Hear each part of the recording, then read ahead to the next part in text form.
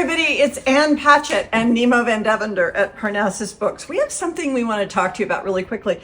Obviously, The Correspondent by Virginia Evans didn't just come out, but the most interesting thing is happening with this book, which is selling and selling and selling.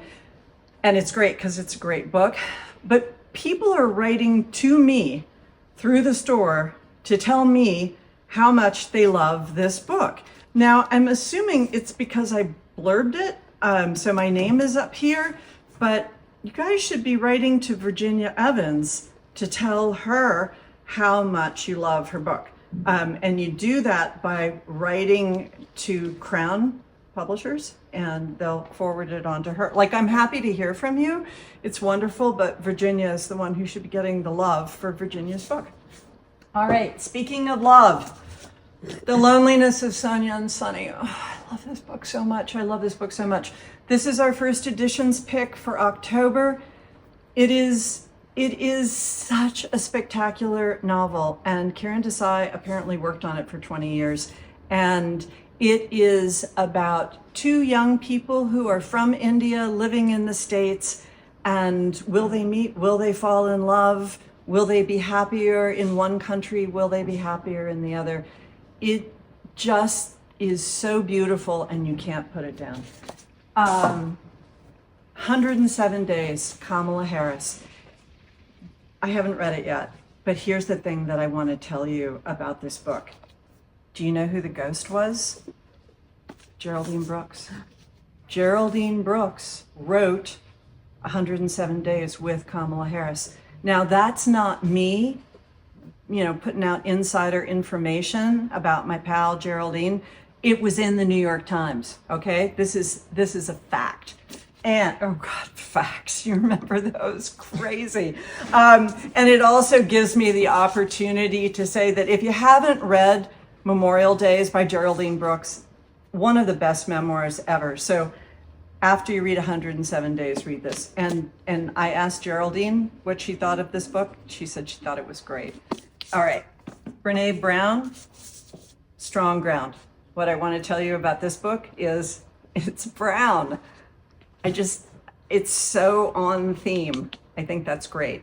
And The Social Lives of Birds, they come out with these books just for me. Joan Strassman, Flocks, Communes, and Families, all about how birds hang out with birds.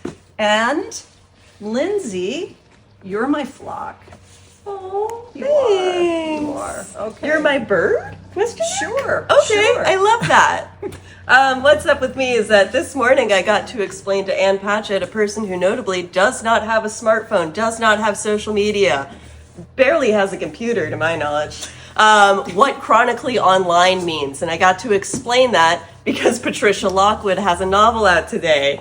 Patricia Lockwood, I generally group as chronically online. So Patricia, if this makes it to you, you're the reason Anne knows what chronically online means. Patricia Lockwood is one of my favorite poets and also novelists. She's one of those people that spends so much time on social media that you would think her brain would be completely cooked, but instead she transmutes it into beautiful prose through her genius poet brain. So her latest is Will There Ever Be Another You? Look at this cover. It's perfect. So if you just want a very short and weird novel, I'm not even going to tell you what it's about. Who cares? It's beautifully written. And Patricia Lockwood is a genius. I love her so much. I can't wait to read this. If you're also chronically online, you've probably seen some headlines about Lucky Loser by Russ Butner and Susan Craig. This is out in paperback today, and a certain person doesn't want you to read it. I won't name any names, but somebody doesn't want you to read this book. Over in new releases, a highly anticipated dark fantasy is out today, Alchemized. This started off as fan fiction. It is no longer fan fiction. It is its own 1,000+ page behemoth of a novel. One of our booksellers read it and she cried for 3 days. She told us all about it. She also took pictures? I don't know, that's a whole thing online. This entire portion is for people who are too online. This is a dark, dark fantasy taking place in a dystopian world in which a woman's memories have been removed, and she doesn't know what she can't know. It is a great story of war, of dystopian, but also of the people who aren't the soldiers and how it affects them. So pick this one up if you have 1,000 pages worth of time. It reads quickly. And if you really want to go with the nuclear option, you could pair it with this new release of The Handmaid's Tale by Margaret Atwood. A lot of crossover themes here. Over in literary fiction, Ian McEwan is back with What We Can Know. This novel, again, with the dystopian future stuff. This is set between 2014 and about 100 years into the future. In 2014, a poet writes a poem for his wife at a dinner table. In the future, the world has collapsed, and somebody's trying to trace the origins of this poem. Read this one, check it out. I love a book about archives. Over in nonfiction, local Clea Scherer is out with Cancer is Complicated. We have an event with it next week, which Elise will tell you more about. But this is a memoir from Clea Scherer, who is also the co-founder of the Home Edit here in Nashville. And if I sound a little hoarse, it's because I was at a drag show last night. So here's a shout out to local drag queen, Kennedy Ann Scott, who along with a number of other great drag queens has written No Tea, No Shade. Can't wait to pick this one up. And kicking it over to Elise.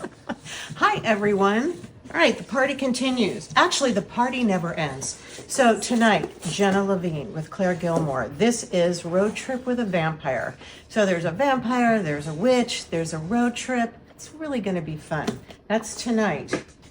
Then tomorrow, Loneliness of Sonia and Sunny. I love this book too. I read it as well. This is Karen Desai. I think this is filled up, but there is a wait list. There will be signed copies of the book.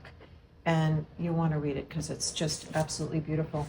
And then Thursday we have a couple of events. We have Jen Hatmaker, Awake, and this is a beautiful memoir. It's beautiful, but it's heavy. It's the shock of her getting a divorce and just unexpectedly, and she's a beautiful writer. She's really authentic and honest. I love this book and I love her. And that's at University School. That also might be sold out, but also just keep checking because sometimes there are refunds and there will be signed copies. Then Softly As I Leave You. This is Priscilla Presley. This is going to be at our friends at Franklin Theater. And there are some tickets left. And she's going to be there with Ann Powers, who he also loves. This is going to, and Nemo is really saying he likes it too. So go to Franklin Theater, see Priscilla Presley. This is a wonderful memoir, and it's about her life after Graceland and what her life has been like, and you can just imagine. It's going to be great. Then Mona Awad, We Love You, Bunny. I was going to tell you about this, but I got to read it. Frankenstein meets Heathers in this dazzling, hilarious, and deliciously dark follow-up to her viral sensation Bunny.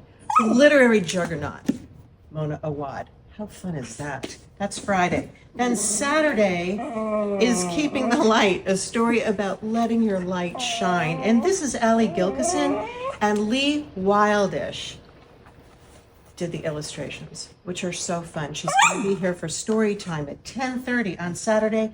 And then I just also want to give a shout out because Monday, Samin Nosrat, and I think there are a few tickets left. So she's nodding her head, and she's going to be in conversation with Ann Patchett, and it's going to be really great. It's at Montgomery Bell Academy, Pascal Theater. Go online, get tickets. So there's all kinds of partying going on. And speaking of life of the party, hey, Rayanne, what you got? Hi, everyone. I think you should come to the Storytime party on Saturday with musician Allie Gilkison for her new picture book illustrated by Lee Wildish, Keeping the Light. This goes with the Lighthouse book that she had last time. It'll be so much fun. In YA today, we have a new book by Chatham Greenfield.